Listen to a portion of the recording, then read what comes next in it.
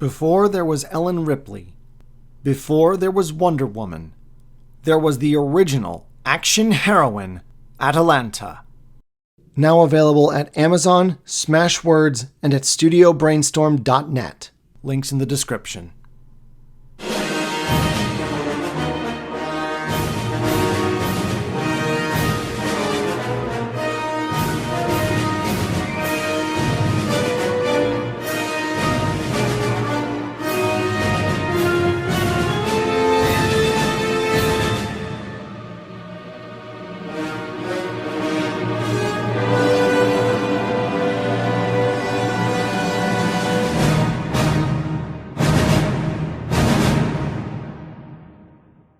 The universe of Star Wars is often a little more complex than most outsiders give it credit for. It's obviously nowhere near as grimdark and cynical as, say, most cyberpunk stories or Warhammer, but it's also nowhere near as optimistic and idealistic as, say, Star Trek, specifically Star Trek The Next Generation, where pretty much every character is a moral paragon. After all, Star Wars was always intended as a universe of thrilling adventure with heroes and villains, as opposed to a universe of, say, exploration, spatial anomalies, and initial relations with hitherto unknown alien races.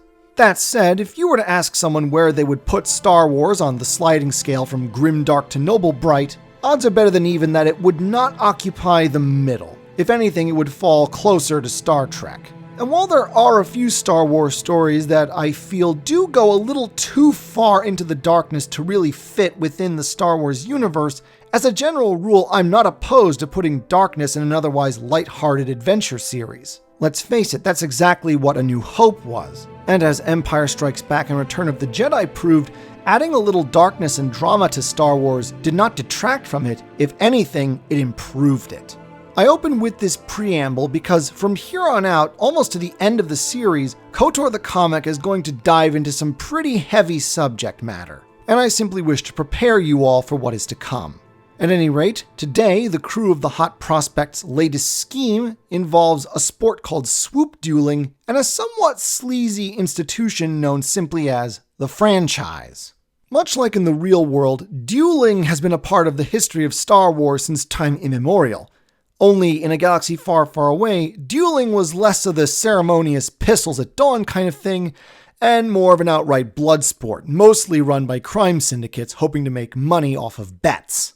However, the people that run such syndicates, as well as those who are in charge of other more semi-legal institutions like the franchise, cottoned on to the idea that if they could tone down the violence and death, they could make the sport seem more respectable, gain legal sanction, a wider audience, and of course, make more money.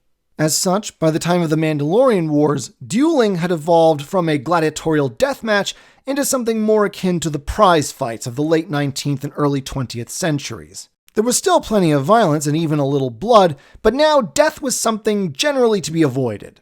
Of course, groups like the franchise knew early on that spectacle is a good way to outshine the competition. And so it embraced the sport of swoop dueling, which is exactly what it sounds like. Two or more contestants racing against one another across an obstacle course on swoop bikes while also contending with natural obstacles, wild animals, and at the same time trying to take each other out with whatever weapons are agreed upon by the terms of the match. To avoid fatalities, each athlete wears a bracelet that measures their respective vital statistics. When a certain pain threshold is reached on one of the athletes, a signal is sent out by the bracelet that immediately disables the weapons of the others. Which now brings us to the setting of Dueling Ambitions, Jervo's world, a giant space station cum sports arena in orbit over the world of Pentolamin, and a deliberate homage by Miller to The Wheel, a similar space station that first appeared in the original Marvel Star Wars comic in 1977. So what is Griff's scheme this time? To do to the franchise what they did to the RAF Syndicate on Matelos 3, that is, rip it off. And specifically, one of the owners of the franchise and of Jervo's world, Jervo Thalion, head of Losan Industries, the same man who tried to use Griff as a dupe to assassinate the Senator of Taris with a briefcase bomb. So for our favorite mastermind, this is as much for revenge as it is for profit. While the rest of the Hot Prospects crew were dealing with insane Sith stranglers, Griff had used some apparent Union contacts to get himself the position of wiring inspector aboard Jervo's world, under the alias Bullgriff Mandrake. After weeks of direct access to the station's systems, Griff now knows that there is a few seconds delay in the feeds from many of the secondary arenas on Jervo's world. And since the franchise takes bets on every aspect of a duel down to who lands the next punch, Griff's access to the system means that he has advanced knowledge of who's going to win each prospective bet. His scheme, therefore, is to feed information to the rest of the crew so that they are more likely to place winning bets and therefore snatch money right out of Jervo Thalian's pocket. Unfortunately, Griff's partners in crime are less than useful to him this go-around. Slisk is still recovering from having his throat crushed. Roland refuses to leave the ship, especially without his armor, and apparently since Metelos 3 he's been pestering Jerael to learn the Force from Zane, meaning that her heart really isn't in the scheme either. As for Zane himself, given that his Padawan training wasn't exactly the most pleasant part of his life, and that he spent a good chunk of it on Taris, the birthplace of the swoop bike and swoop racing, it turns out that when it comes to the sport, he's something of an obsessive enthusiast and spends most of the first chapter just fanboying over everything and not listening to a word of Griff's plan. He fanboys especially hard over the reigning champion, Gothar Klege, a Godel and the first to win 4 consecutive championships. He fanboys so hard, in fact, that he enters into an amateur slot for the next round of games just so that he has a chance of winning a Gothar Special swoop bike painted in the champion's own colors. Granted, Gothar recently announced his retirement, but that's completely irrelevant to Zane, apart from the fact that he missed the champ's final match. As for Gothar himself, things aren't nearly so sunny behind the scenes and away from the cameras. It seems that when the Godel won that 4th consecutive victory, he tried to out certain details that the franchise would rather the public not know. The franchise overseer, Bardrin, has some of his goons rough up the champ, but Gothar remains defiant. And so Bardrin reveals that Gothar's son Oben has been slated to appear in The Tandem, which is basically a swoop race meets a shonen anime battle tournament. I'll go into this in more detail later, but for the sake of simplicity, let's just say that for the time being, Oben is essentially mentally handicapped. And Gothar is naturally terrified that his son hasn't a chance in the tandem and that he'll likely get severely injured, if not killed, in spite of the safety regulations. Once Bardrin has made his position very clear, he gives Gothar an ultimatum. He unretires and enters the tandem. If he and his son make it to the final round and win, they both get their freedom. If not, then Gothar stays in for good. Obviously, the odds are slim to none, and there's no guarantee that even if they succeed, the franchise will keep its word, but Gothar has little choice if he is to protect his son.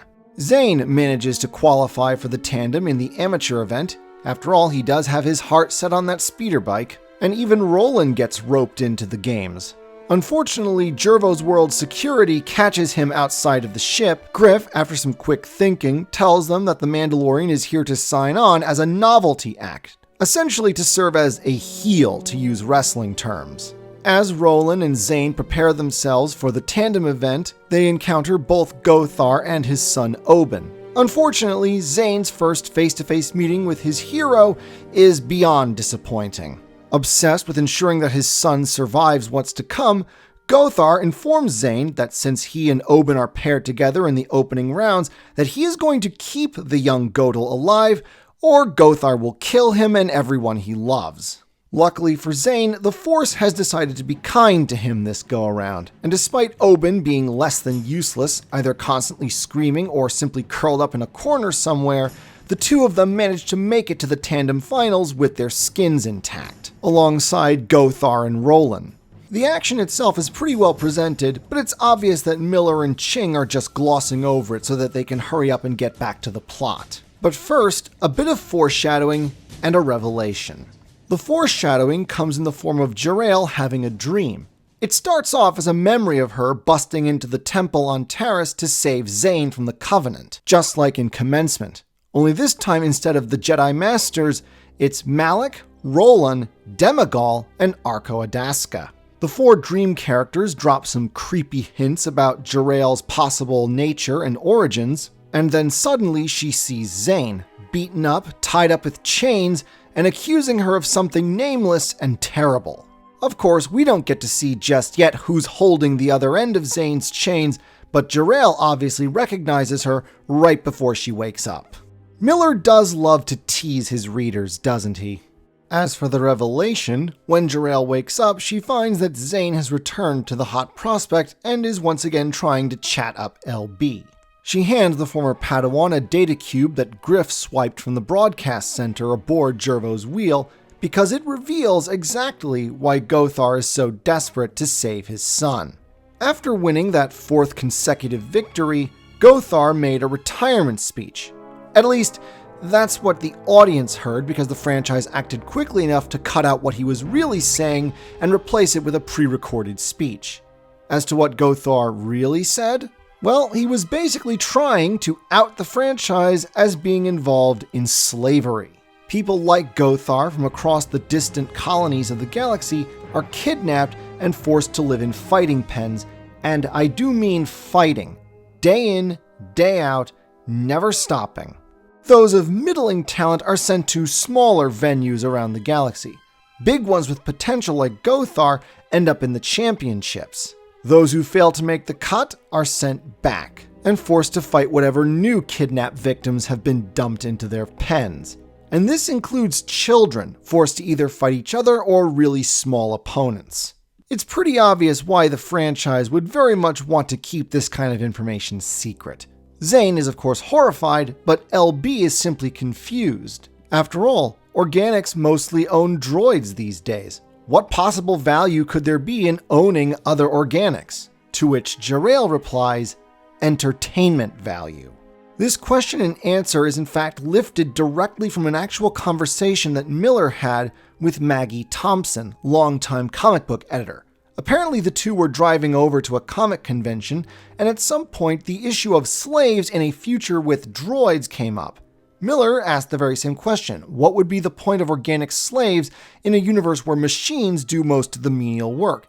And Maggie Thompson said entertainment value, thus giving Miller the idea for Dueling ambitions and the overarching theme of slavery in the latter half of the comic as a whole. To quote Miller himself, it fit with what we'd seen in Return of the Jedi. Why does Jabba keep slave girls? Because who wants to see C-3PO dance? The next day, as everybody prepares for the final round of the tandem, Gothar basically confirms everything that he said in the holo recording. Unlike competitors like Zane or Roland, professional franchise athletes like Gothar are literally owned by the franchise because they are sold to the franchise by the slavers, who own them first. Even with his status as a superstar athlete, Gothar is a slave in every way that matters. Still, being a slave to the franchise is preferable than being back in the hands of the slavers. It's the whole reason why he's competed for so long, in the hopes that maybe he could help his son escape one day. He specifically mentions her, a female slaver that he doesn't know the name of, but he does know that she is indescribably vile because of what she did to him, cutting off his cones. Not only is this a heinous act in Godel culture, but it functions almost as a form of castration. Godel head cones have the ability to pick up electromagnetic sensations, almost like a rudimentary force sensitivity. Gothar was eventually able to adjust to using only his 5 senses to function, but his wife died early in captivity, and without an adult Godel to help him adjust, Oben never really learned how to control the sensations and signals constantly coming into his brain through his head cones, which is why he is the way he is. It's like the kid is suffering from an incredibly severe case of psychic tinnitus. His mind is constantly bombarded with semi-psionic signals, and he just doesn't know how to filter them out. Because force sensitivity is similar to what Godel's experience, Zane is able to give Oben some rudimentary beginner's advice on what to do, but it's still the first step on a journey of 1,000 miles. Still, the kind gesture is not lost on Gothar, and his attitude towards his fellow competitors softens just a touch. He's still determined to win, if only for his son's sake, but he does offer Zane and Roland the advice that they should do their best to win as well. Especially Zane. After all, he's always looked up to Gothar. Being a swoop duelist is very much the thing he'd like to be if he weren't a Jedi. At any rate, Zane, our certified good boy still, is determined to help Gothar, but is at a loss as what to do. Luckily, our favorite mastermind has not been sitting idle all this time. Since none of the crew was all that helpful in the initial scam, Griff has fallen back onto Plan B, spy directly on Jervo Thalion himself in the hopes of acquiring blackmail material. And oh, there is material aplenty, as the Snivian overhears Thalion and Bardron talking about how they plan to arrange a fatal accident, not just for Gothar Klege, but for Zane and Roland as well. Mastermind that he is, by the time of the finals, Griff has a plan. All that's needed is to execute it. Step 1. Jerael, in disguise, manages to, get close to the man who composes the music for the games. Not too difficult a task, I imagine. He doesn't exactly look like the kind of guy who gets many dates. Step 2. Jerael swipes the data cube containing the man's music and hands it off to Griff, disguised in a Gothar Klege costume. Meanwhile, the Snivian has also managed to finagle LB into the loader droid detail, specifically so that he can acquire a giant trash bin. By this point, the finals have begun, and Gothar is initially reluctant to go along with whatever plan Zane proposes from his friend. However, it's soon made pretty clear that the fix is in for our protagonists. The brakes on Gothar's own swoop bike have been disabled, as well as the weapons our heroes have. At the same time, the limiters on the other players' weapons have been suspended, meaning they can use potentially lethal force against them. And of course, the other players, being franchise players, have been given strict orders by their superiors to put a hit out on Gothar, Zane, and Roland. Only after Zane and Gothar narrowly save Oben from being killed by a Mandalian giant does the champ finally agree to go along with whatever plan Griff has cooked up. Step 3. While Roland distracts the other remaining players, Gothar, after taking out one of the other athletes with his own swoop bike, hides along with Zane and Oben inside that giant trash bin LB acquired earlier. Step 4. While security starts looking for them, the man in charge of music is ordered to play something in order to distract the audience from what's going on. Jerael, still disguised as the composer's date, has returned his data cube by now, but this time, Griff has added something a little extra to his music library. Instead of a catchy tune, what plays over all the stadium speakers is the recording of Gothar's actual final speech, followed by a recording that Griff took of Thalion and Brandron planning to have the champ killed. The audience starts to riot, security is overwhelmed, and Zane and the Godels get free and clear. Since they left the stadium during the event, they're technically disqualified, and since Roland by now has managed to take the other competitors out, that makes him the winner of the championship and of that Gothar special swoop bike. Of course, the franchise managed to cut off the broadcast from reaching the rest of the galaxy, but everyone in the stands heard Gothar's speech. So the higher-ups are definitely going to be having problems for a while. And now that he's free, Gothar can go public about what's been going on and maybe start changing things for the better. And right at that moment, Miller decides to rip the rug out from under the readers by making a generic happy ending into a downer. Gothar sees Jerael wiping off the last of the disguise, immediately recognizes the strange flame-like writing tattoos on her face, and instantly wants nothing to do with Zane or anyone from the Hot Prospect. Jerael later admits to Zane that no, she and Gothar have never met, but he knew what those markings meant. They are the Flames of the Crucible, the organization that's been providing slaves to the franchise, among other things, and that she was once part of that, not as a slave, but as a slaver. As if this ending couldn't be ominous enough, Dueling Ambitions ends with Jervo Thalion being killed by an envoy of the Crucible for trying to change the business relationship between Losan Industries and them. It turns out that this envoy, a Zeltron named Shantique, knows Jerael and has a bone to pick with her. Off topic here, I know, but why is it in so many fantasy and sci-fi stories when they have a female antagonist, they usually go for the dominatrix look? Why? Because it's just so prevalent, it's kind of annoying at this point. Are some character designers just lazy, or do they have issues I'd rather not know about? At any rate, while it's great to have Brian Ching back in the artist's chair because his work is still the best, Dueling Ambitions is fun and all, but it's not that different in quality from, say, Faithful Execution or Profit Motive. Granted, we do get to see a new side of Zane, one that reminds us of just how young he is, considering all that's happened to him, and a few more interesting hints about Jor-El's past, which is clearly what the series is starting to focus on now. We get yet another great showcase of what a wonderful mastermind Griff is, but in all honesty, the real selling point of Dueling Ambitions is that heel turn ending. According to interviews, this is something Miller had always wanted to do. Take a generic happy ending and then bash it over the head like a baby seal. And in my humble estimation, he does this with aplomb. The fact that we've gotten to know Gothar and have seen plenty of reasons to sympathize with him makes his hostility towards Jor-El credible and makes us start to doubt our heroine, which is of course what Miller wants. Doubt is going to become very important later on in the series. But for now, we have our first serious antagonist since the Covenant. The question is, what are our heroes going to do about it? Are they even going to do anything about it at all? Oh, we know the answer to that, but the question is, how are they going to get there?